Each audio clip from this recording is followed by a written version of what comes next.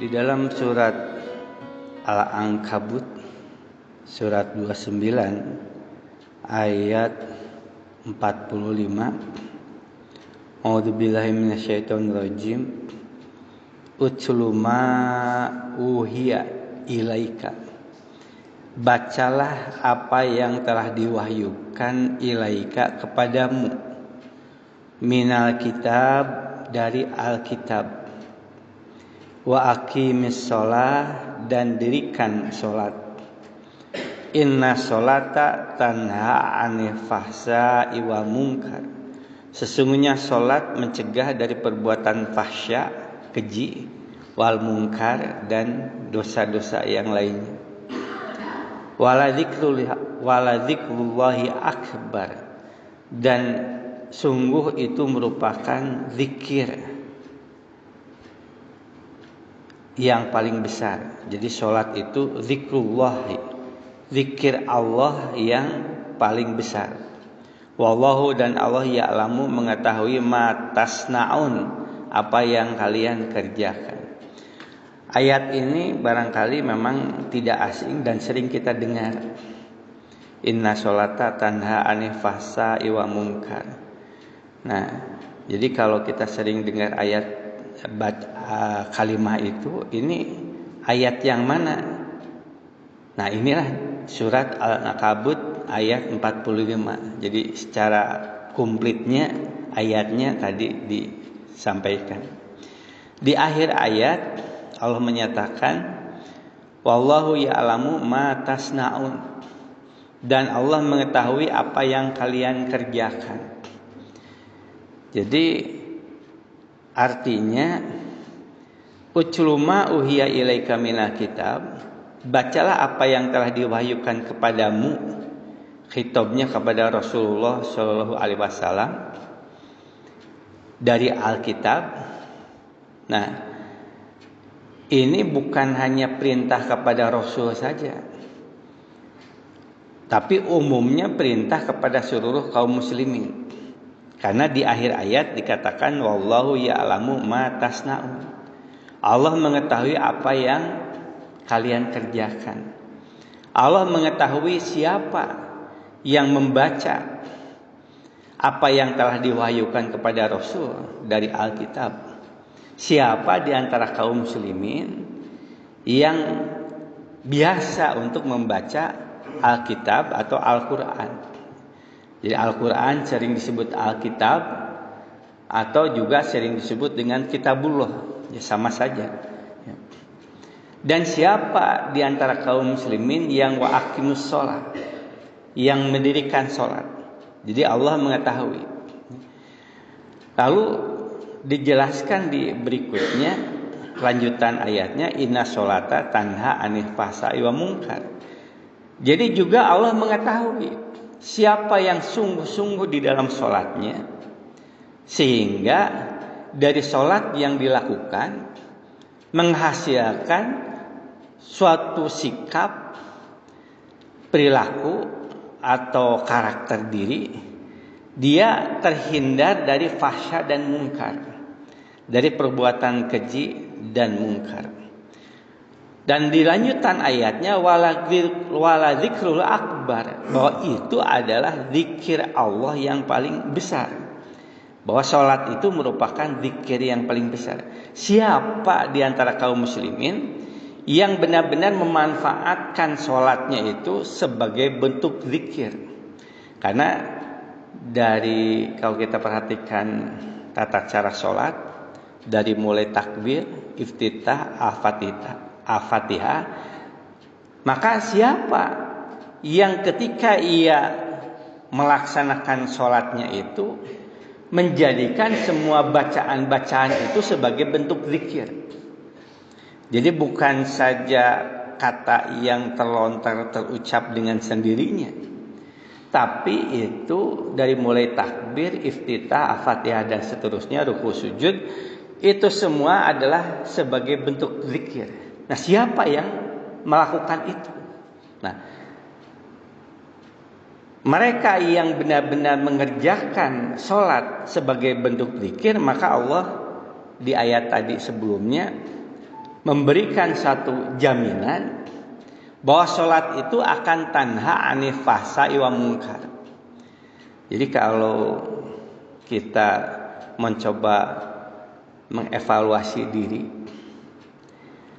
apakah sholat yang kita lakukan itu sudah benar-benar menjadikan kita terhindar dari perbuatan fahsya dan munkar? Apakah dari sholat yang kita lakukan semakin bertambah keimanan sehingga kita terjauh dari dosa? Atau apakah sholat dengan dosa seperti terpisah? Ya sholat, dosa ma anggara. Jadi dia sholat tapi juga dosa dikerjakan. Dan itulah sering kita dengar sesuatu yang umum, bahkan sering menjadi bahan guyonan. STMJ itu ya. Sholat terus, maksiat mah jalan gitu.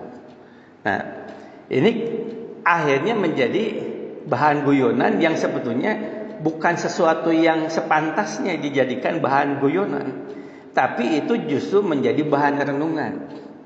Apakah sholat yang kita kerjakan itu sudah benar-benar menjadi satu hal sehingga kita terhindar dari dosa atau maksiat? Nah, kalau seseorang itu belum merasakan bahwa sholat itu menjadi tanha anil fahsya'i wa munkar, maka itu artinya dia belum menjadikan sholat itu sebagai bentuk zikir. Karena kalau Allah menyebutkan wala zikrul akbar, bahwa itu adalah zikir yang paling besar, bagaimana ia memanfaatkan semua bacaan-bacaan dari sholat itu sebagai bentuk zikir. Nah, bagaimana itu dikatakan zikir kalau ketika sholat dari mulai takbir, iftitah, al-fatihah kita dalam kondisi yang melamun. Jadi ngalamun terus dari mulai takbir, iftitah ngalamun, anggar ruku sujud masih ngalamun. Nah, semua aktivitas sholat yang dibarengi dengan ngalamun tadi, tentu saja itu bukan bentuk zikir. Karena yang namanya zikir sesuai dengan kaidah zikir. Di dalam sholat itu ada dua hal. Yang pertama zikir, yang kedua doa. Jadi doa dan zikir itu menyatu di dalam seluruh bacaan-bacaan sholat. Dan ternyata kaidah doa dan zikir itu sama seperti yang sering disampaikan di dalam surat Al-A'raf ayat 55, 56, kemudian ayat 205, di mana yang namanya zikir itu wadhkur rabbaka fi nafsika, berzikirlah kepada Rabbmu fi nafsika, di dalam hatimu. Artinya zikir itu bukan hanya lisan, tapi harus dibarengi dengan hati. Ayat 205, wadhkur rabbaka fi nafsika, berzikirlah kepada Rabbmu di dalam hatimu. Jadi selain ucapan lisan yang kita ucapkan, juga hati kita mengiringi. Nah, itulah baru yang namanya zikir. Dan ternyata bukan hanya itu. Wadhkur rabbaka fi nafsika tadarruan wa khifatan, dengan sepenuh perasaan, rendah diri, rasa takut.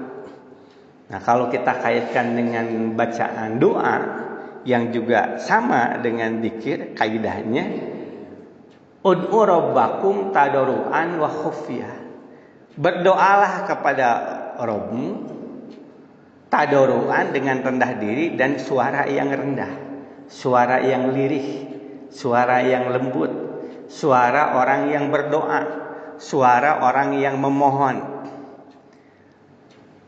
Di ayat lanjutannya disebutkan berdoalah kepadanya khaufan wa tama'an, dengan penuh rasa takut dan harap. Nah, jadi perasaan-perasaan itu harus senantiasa kita hadirkan pada saat sholat, karena sholat itu merupakan bentuk zikir. Dari mulai kita ucapan takbir, iftitah, al-fatihah, ruku, sujud, i'tidah dan semuanya itu dipenuhi dengan perasaan-perasaan yang seperti itu. Diiringi dengan hati kita. Nah, kalau kita penuhi semuanya dari mulai takbir, kita ikuti dengan hati kita, seolah-olah kita itu ada dialog dengan Allah. Apa mungkin ketika sholat itu sambil ngalamun? Jadi ibaratnya kita mengisi air dalam gelas, air itu sudah kita penuhi semuanya di dalam gelas itu. Tidak ada ruangan yang kosong. Kita sudah penuhi. Jadi kalau gelas itu sudah kita penuhi sehingga sampai ke penuh gitu, maka tidak ada ruang sedikit pun untuk ngalamun. Karena kita sudah penuhi, otak kita sudah kita penuhi dengan bacaan-bacaan sholat, dengan harapan, dengan doa, dengan zikir kepada Allah, sudah kita penuhi. Tapi kalau pikiran kita masih ada ruang yang kosong, seperti gelas tadi, kita belum memasukkan air itu belum penuh, maka masih ada kesempatan air masuk. Badai cai naon, badai cai ieu, segarupa air bisa masuk. Nah, jadi ketika pikiran kita masih belum penuh di dalam sholat, nah di saat itu pikiran kita masih mudah dimasuki dengan ini, dengan itu, dengan itu. Nah, jadilah ngalamun tadi. Nah, jadi kalau sholat itu sudah sepenuhnya kita jadikan ini adalah zikir kita yang paling besar, sehingga kita ikuti semua bacaannya dengan hati kita, tentu saja yang dimaksud kita ikuti dengan hati itu juga kita paham akan maknanya. Kita paham akan artinya, apa maksudnya, apa yang disebut dengan zikir itu, apa yang disebut dengan doa itu. Bagaimana bisa dikatakan doa kalau kita tidak mengerti maknanya? Rabbighfirli warhamni wajbunni wahdini, itu doa. Tapi kalau kita tidak paham apa artinya, bagaimana jadi doa? Nah, jadi yang dikatakan bisa diikuti dengan hati itu artinya memang kita berusaha, kita mengikuti dari sisi arti, dari segi maknanya. Jadi itulah yang disebut sholat ini adalah menjadi zikir. Nah, kalau sholat itu sudah kita lakukan dengan cara seperti itu, di mana Allah mengetahui usaha kita, Allah mengetahui kerja keras kita. Ya, karena kita tidak paham semuanya artinya bacaan sholat, lalu kita berusaha untuk mencari apa sih artinya at-tahiyatul mubarakatus sholawatut thayyibatulillah, atau at-tahiyatulillah washolawatu wat thayyibah assalamualaikum, apa sih artinya? Dia mencari tahu artinya. Dia berusaha untuk mencari tahu, dan dia berusaha untuk bisa memahami pada saat dia sholat. Nah, usaha kerja kerasnya itu Allah mengetahui. Jadi semua aktivitas untuk mengarah sehingga kita ingin semakin sempurna sholat itu Allah mengetahui. Dan nanti akan kita rasakan dari sholat itu tanha anil fahsya'i wa munkar, akan mampu mencegah dari perbuatan fasa dan mungkar. Hadirin Bapak Ibu yang berbahagia, di beberapa ayat juga Allah berikan kriteria, berikan tolok ukur bagaimana zikir yang benar itu. Apa yang dirasakan ketika kita melaksanakan zikir? Apa yang dirasakan dalam hati kita ketika kita mengucapkan zikir? Di dalam surat 8 ayat 2 Al-Anfal ayat 2 Innama mu'minuna ladzi idza dzukirallahu wajilat qulubuhum dan seterusnya. Ini sudah kita bahas juga ayatnya. Sesungguhnya hanyalah orang yang beriman itu apabila disebut nama Allah, apabila dia ingat kepada Allah, apabila dia zikir kepada Allah, wajilat qulubuhum, bergetar hati mereka. Jadi itu adalah merupakan tolok ukur. Itu merupakan salah satu kriteria dari zikir. Di samping kriteria yang lain yang tadi.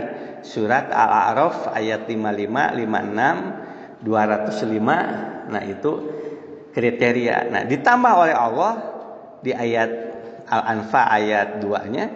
Kalau dibaca dengan hati, dengan sepenuh hati, maka bacaan itu akan menggetarkan hati, akan menyentuh hati. Innama mu'minuna, sesungguhnya hanyalah orang yang beriman.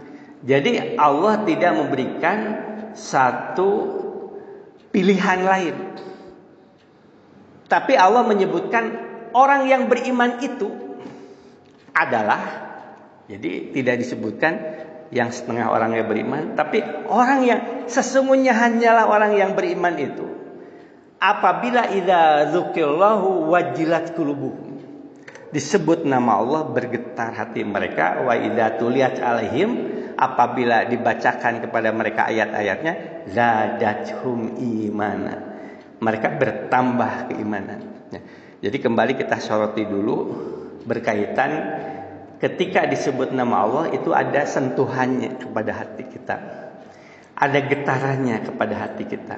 Nah, bagaimana upaya kita, latihan kita agar ketika disebut nama Allah itu bergetar?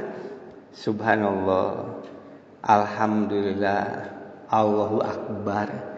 Nah, itu bacaan-bacaan asma Allah yang seharusnya ketika kita sebut itu ada sentuhan ke dalam hati.